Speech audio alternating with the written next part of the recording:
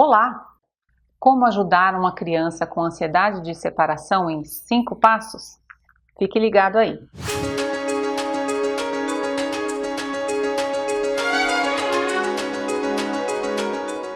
Eu sou a psicóloga Raquel Fernandes Chimizo e eu quero falar com você, pai ou mãe de uma criança que está passando por ansiedade de separação. Eu quero deixar 5 passos importantes para que você possa lidar com essa questão, com a ansiedade de separação. Primeiro, enfrentar. É importante que seu filho aprenda a enfrentar essa situação, enfrentar o próprio medo.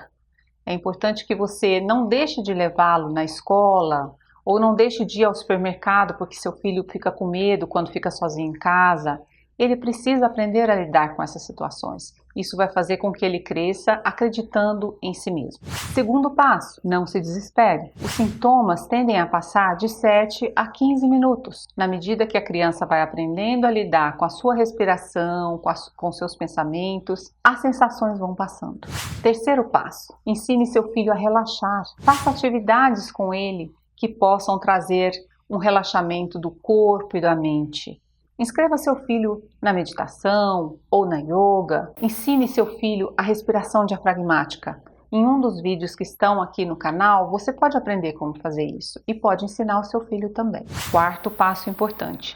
A medicação, em alguns casos, ela pode ser necessária e não tem problema algum. Para algumas crianças, a ansiedade já está tão alta que só as estratégias usadas em consultório pelos psicólogos não vão surtir efeito a curto prazo. É necessário que a medicação entre para ajudar a criança a controlar um pouco mais as reações físicas e para que a criança consiga pensar melhor sobre o que leva ela a ter tanto medo e reverter isso em favor dela. Outra coisa importante sobre a medicação é que geralmente a medicação usada para o controle da ansiedade para a criança não vicia.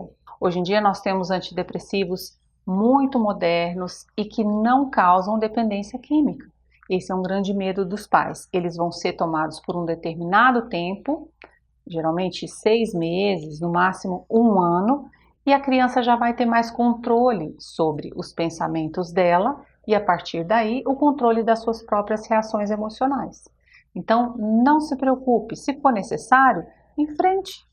Seu filho vai ficar melhor e o importante é que ele consiga ter condições de lidar com esse grande desafio que está se apresentando para ele.